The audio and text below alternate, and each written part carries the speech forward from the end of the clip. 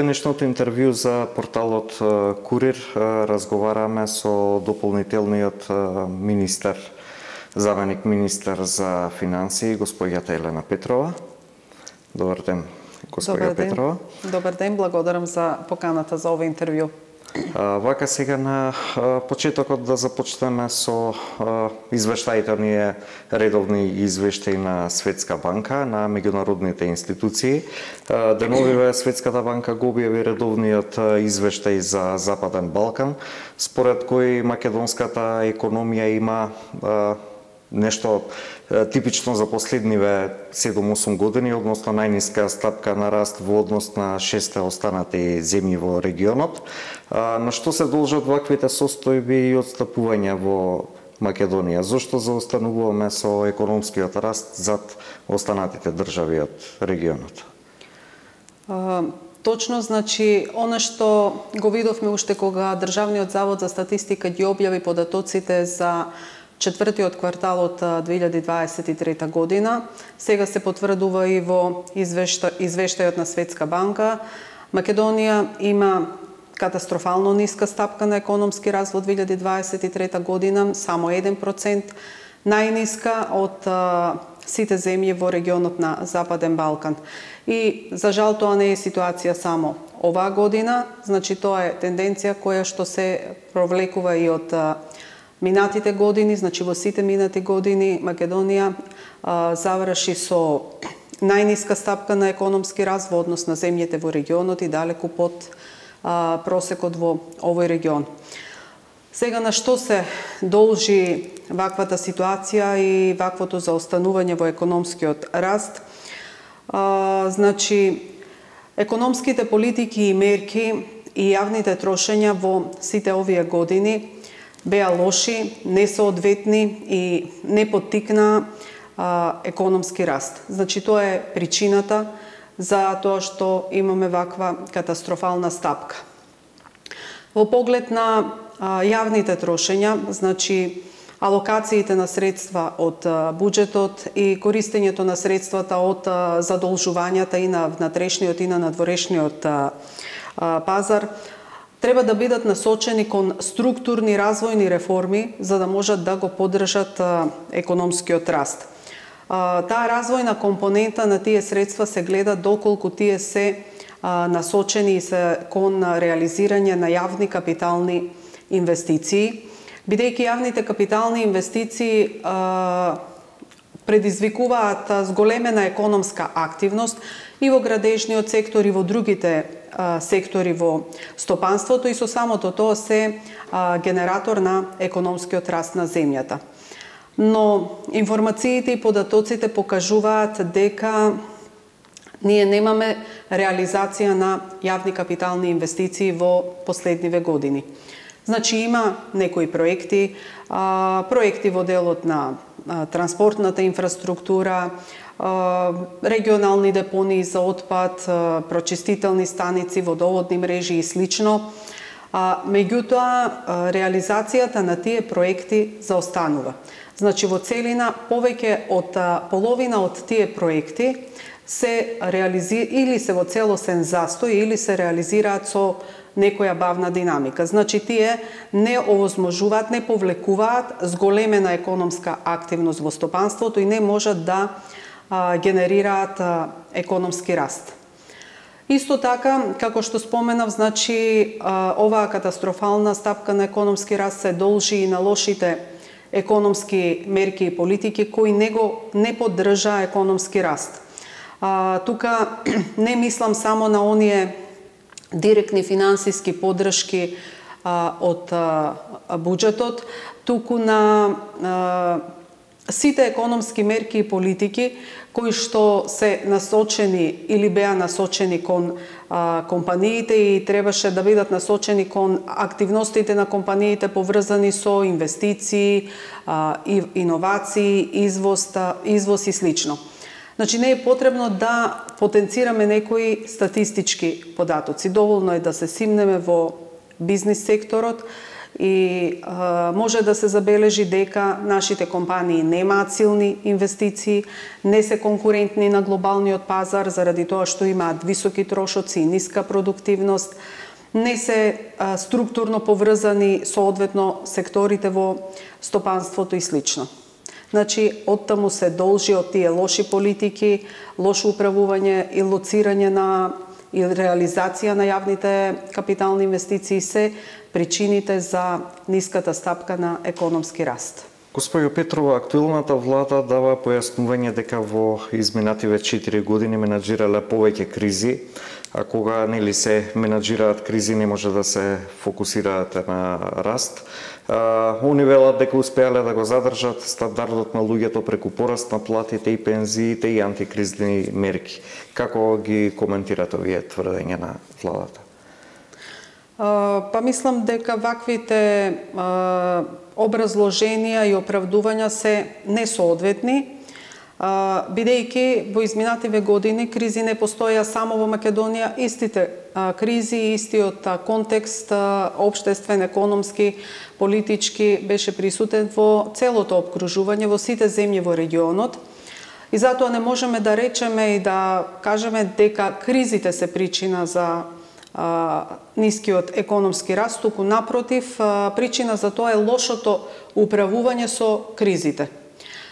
Што се однесува до сите тие антикризни мерки кои што ги спроведе оваа влада, политичка влада, нели во насока на тоа да го помогне пребродувањето на сите овие кризи, значи можеме да кажеме дека тие мерки се многу сомнителни и нетранспарентни. Значи кога ги гледаме податоците, што покриваат тие мерки, можеме да видиме дека во тие мерки има се и се што.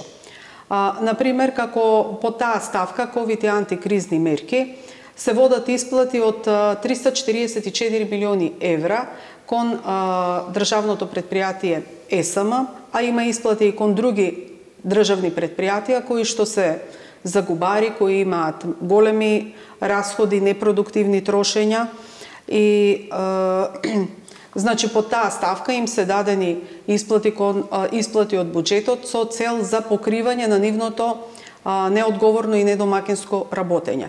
За државната ЕСМ знаеме исто така и целата јавност знае дека има доста криминални тендери, значи тоа е една информација која што е општо позната. Сега, од буџетот се издвојувани средства под таа ставка ковид и антикризни мерки за овие државни предпријатија.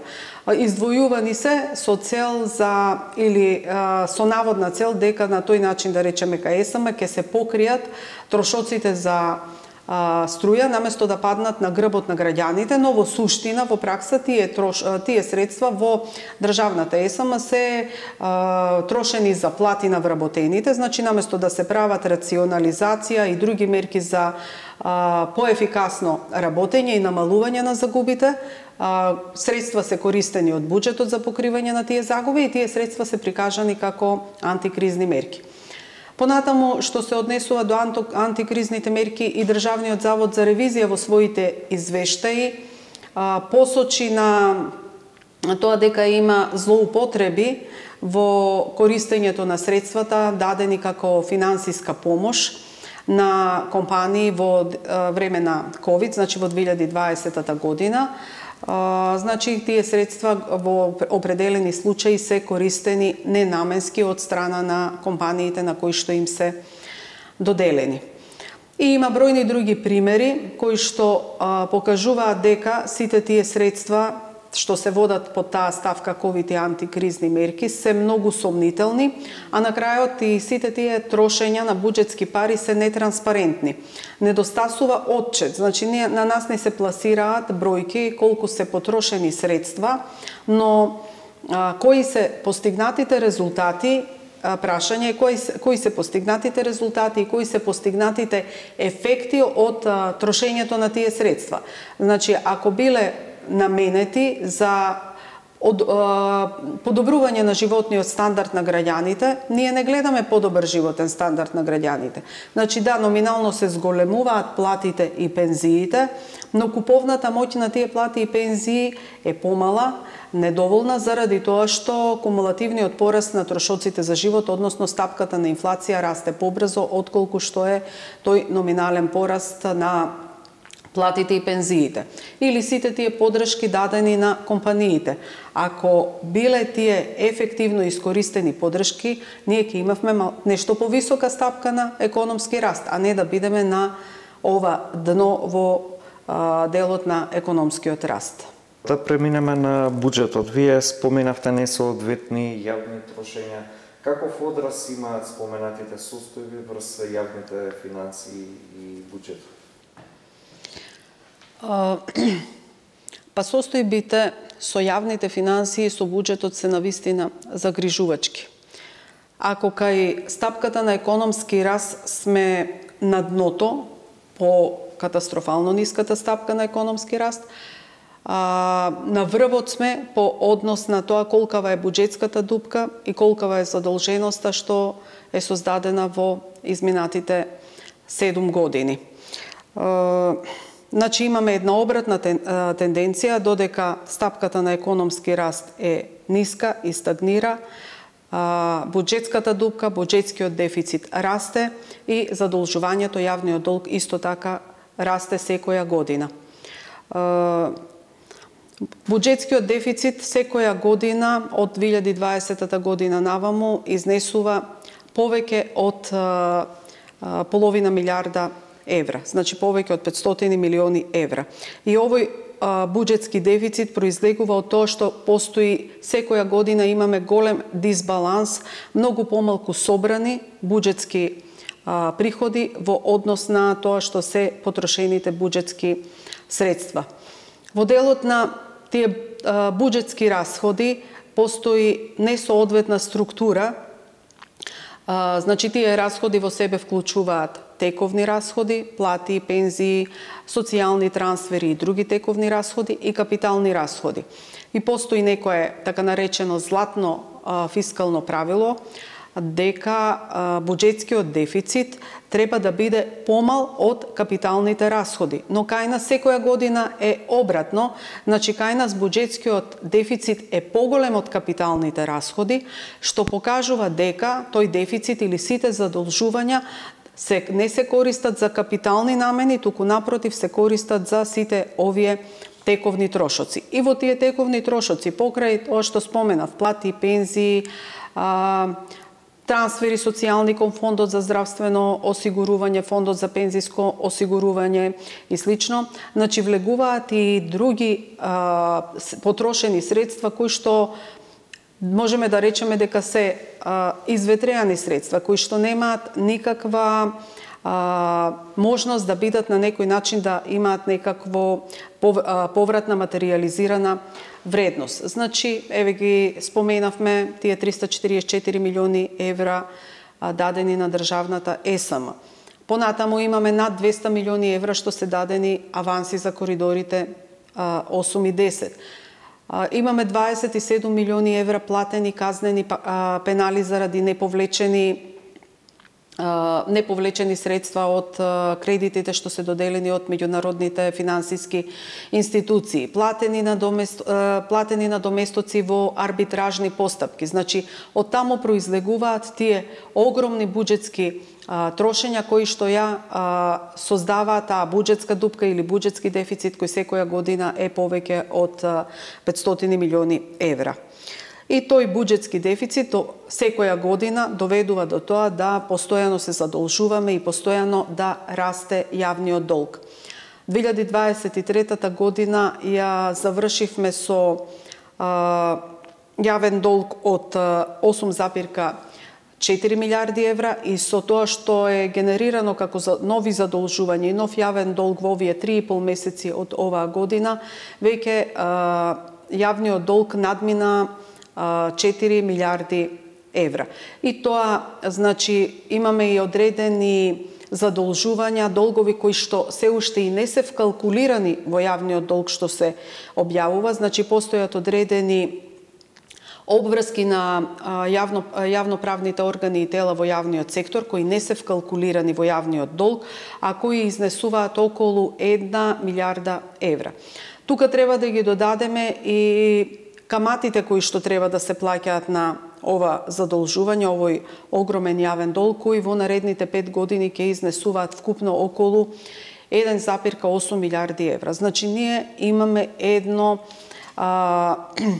енормно големо задолжување, кое што за 7 години, од 2016 година наваму, е зголемено за повеќе од 4 милиарди евра. Господине Петрова, како актуелната власт, вклучително и предходната власт со предходниот премиер, успеа јавниот долг да го качат за над 4 милиарди евра? Зарем не беше доволно што во последниве 7 години се потрошени буџетски пари, вредност од, речиси, можеби нешто и над 30 милиарди евра?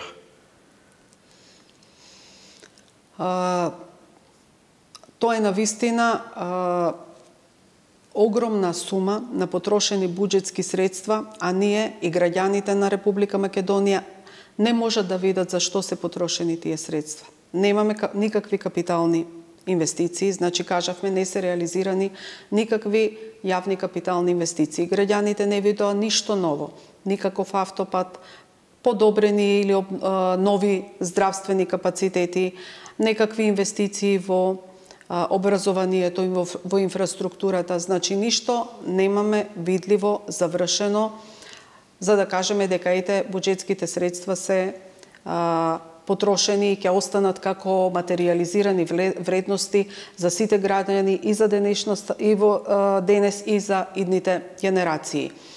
Мерките не го подобрија животниот стандард на граѓаните, економијата е во многу лоша состојба. Значи, навистина, тоа е прашање за кое што треба да се направат темелни анализи и да се сноси одговорност за сите овие непродуктивни трошоци, за кои што доста примери набројавме и претходно. А последиците од ваквото енормно задолжување, порастот на јавниот долг од над 4 милиарди евра во последните 7 години се многу големи, страшни. Значи, може да се доведе во прашање понатаму и солвентноста, можноста за отплаќање на овој долг и тоа да не води во ризик за рефинансирање и нови задолжувања со повисоки каматни стапки. Значи, овој долг е неодржлив во однос на македонската економија. Еве, во прилог на тоа говори и фактот дека во 2023 година просечната каматна стапка за каматите што се платени за задолжувањата изнесува 2,9%, додека стапката на економски раст е 1%. Значи, ние со економскиот раст не можеме да ги покриеме каматите што ги носи ова задолжување. И понатаму, значи, ова задолжување го нарушува и принципот на меѓугенерацијска одговорност, бидејќи не само што не е добар сега животниот стандард на граѓаните, туку ова ќе има влијание и врз животниот стандард и благосостојбата на идните генерации, бидејќи преку каматите, преку отплатите се пренесуваат сите овие состојби се пренесуваат и во иднина на товар на идните генерации. Како се трошат буџетските пари сега пред двојните избори? Имено и вашата функција во моментот во Министерството за финансии со двоен подпис со министерот, меѓутоа гледаме вие деновиве обзнанивте и голем скандал во кој што министерот своеволно си има назначено луѓе и за унапредување и за вработување, нешто што не смеел да го направи. Па во овој период пред одржување на двојните избори продолжува со уште позасилено темпо ова непродуктивно трошење на средства од буџетот. Значи, повторно имаме огромен буџетски дефицит. За само 3,5 месеци буџетскиот дефицит е над 350 милиони евра. Значи, ако за цела година е планиран буџетски дефицит од 545 милиони евра. Тоа значи дека за овие 3,5 месеци се потрошени 2/3 од тој планиран дефицит. Значи едноставно не е оставен простор за да се обезбедат потребните финансирања за буџетските трошоци што треба да се направат до крајот на годината. И повторно, она што го кажавме како тенденција во минатите години, повторно се повторува сега, значи буџетскиот дефицит е поголем од капиталните расходи за повеќе од 3 пати. Значи со буџетскиот дефицит се финансираат тековни расходи, пред се оној пораст на плати, пораст на пензии, пораст на разни договорни услуги и така натаму. Значи и во овој период има пораст на трошоците за репрезентација во однос на истиот период од минатата година, има пораст на трошоци за разни договорни услуги во однос на истиот период од минатата година и така натаму. Значи, уште една работа што е карактеристична за буџетот во овој период е дека и буџетската каса ќе остане, односно буџетот останува празен во смисла на тоа дека и не се испланирани сите потребни средства што треба да се покријат за јавната администрација и трансферите до крајот на годината. Значи, за само 3,5 месеци веќе се потрошени над 40% од потребните средства за порастот на платите и пензиите. Значи, со тоа, ние до завршување на изборите ќе бидат потрошени голем дел од планираните буџетски средства, односно до крајот на годината нема да има доволно средства во буџетот за исплата на платите и пензиите со порастот кој што е предвиден. Значи, според нашите пресметки и проценки, само по овој основ во буџетот не се испланирани околу 100 милиони евра. Госпоѓо Петрова, колку е зголемен јавниот долг овие 7 години наназад? Имате ли увид на што се потрошени овие средства и впрочем севкупно сите овие буџети што се потрошени годиниве наназад? Во 2016 година оваа политичка влада ја почна со јавен долг од 4,7 милиарди евра, а на крајот на 2023 година јавниот долг изнесуваше 8,5 милиарди евра, што значи дека порастот, и ако ги додадеме новиот буџетски дефицит од 350 милиони евра за овие 3,5 месеци од 2024 година, значи вкупниот пораст во последните 7 години, и нешто повеќе од 7 години, значи за време на оваа политичка влада, вкупниот пораст на јавниот долг е над 4 милиарди евра.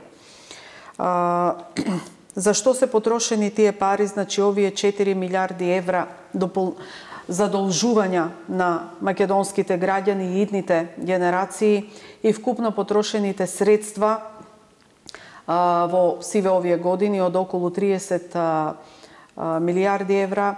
Значи, ние не можеме да видиме како граѓани со голо око за што се потрошени тие пари.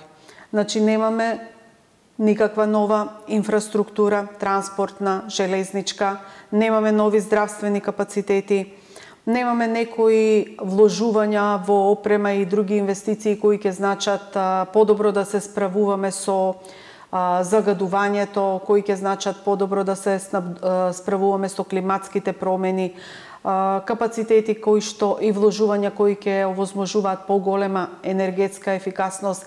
Значи, немаме ништо што е видливо со голо око. Да, и во минатото во нашата земја имало задолжувања и имало јавен долг. Еве за споредба, јавниот долг во периодот на претходната влада, на претходната политичка влада на ВМРО-ДПМНЕ во периодот од 2007 до 2016 година, значи за 9 години се зголемил за 3,1 милиарда евра, меѓутоа Во тој период имаше инвестиции и граѓаните почувствуваа значи промена на животниот стандард, бидејќи животниот стандард не го сочинуваат само платите и пензиите, туку се она што го чини секојдневниот живот на граѓаните, значи можностите за користење на инфраструктура, здравствени услуги, образование и така натаму. Значи, во овој период нема ништо и навистина е отворено прашањето каде се потрошија јавните пари во овие 7 години.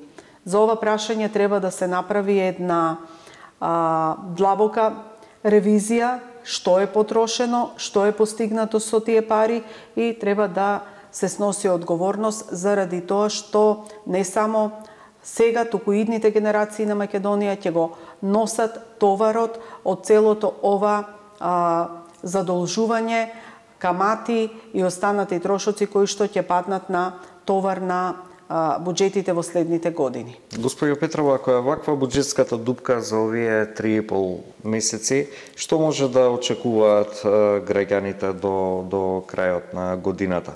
И во најмала рака, дали можеби некој ќе понесе одговорност, односно тие што го гласале буџетот во собот, тие што го направиле буџетот, како може да има толкави отстапки? Што може да очекуваат граѓаните до крајот на годината, мислам дека сосема треба да биде разбирлива како нашата загриженост, така и загриженоста на граѓаните, бидејќи новата влада, како што кажавме, ќе наследи буџет во кој што не се испланирани средства, а истовремено не истрошен простор, фискален простор, значи ќе нема остаток доволен простор за финансирање, бидејќи буџетскиот дефицит е веќе истрошен со 2/3 и ќе наследи огромен јавен долг.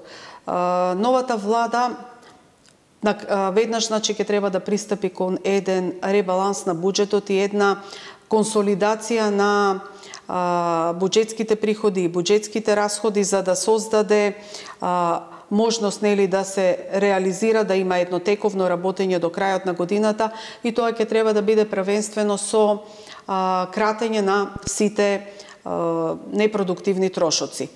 Но на еден подолг рок треба оваа консолидација да се постигне преку една многу цврста фискална дисциплина. Една цврста дисциплина во управувањето со јавните финансии. Значи, најнапред во буџетот треба да се смени структурата со односот меѓу капиталните расходи кои заедно со јавните капитални инвестиции нели ја имаат она развојна компонента, тие треба да имаат поголемо учество во структурата на буџетските трошења во однос на тековните расходи.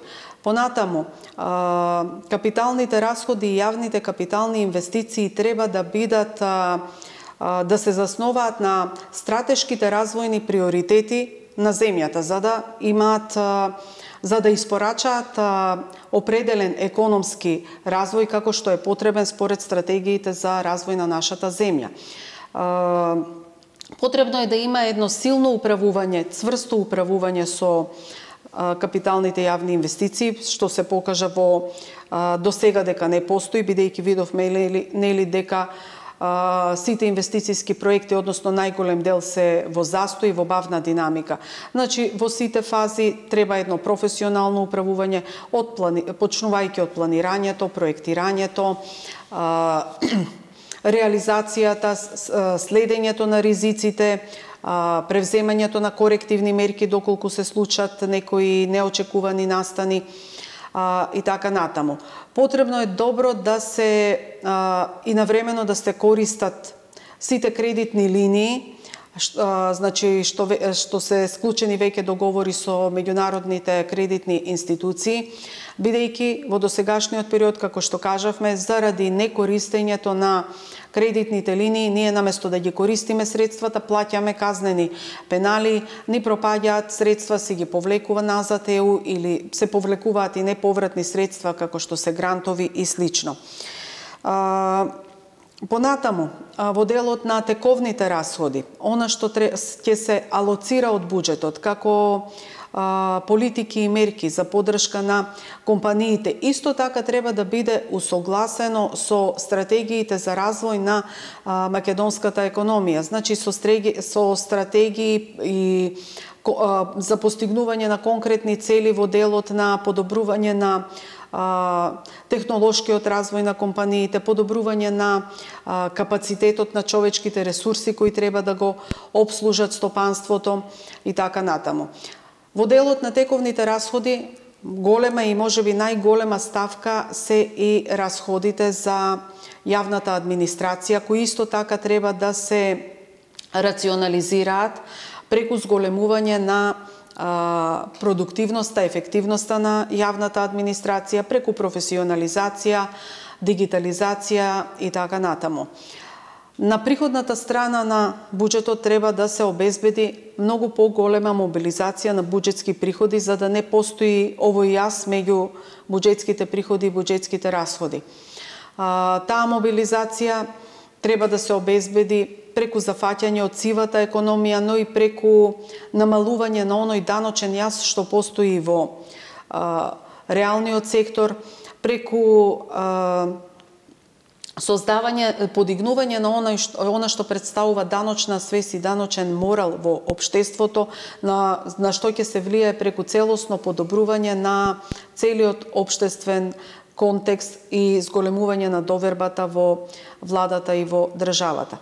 И секако, во контекст на сето ова што треба да го направи новата влада за да обезбеди една цврста фискална дисциплина, влегува и она дека мора да се направи анализа и да се бара одговорност за се ова што се случувало досега и што не доведе како држава на ова дно и во делот на економскиот раст и во делот на буџетската дупка, буџетскиот дефицит, во делот на задолжувањето кое ќе се пренесе како товар и на идните генерации.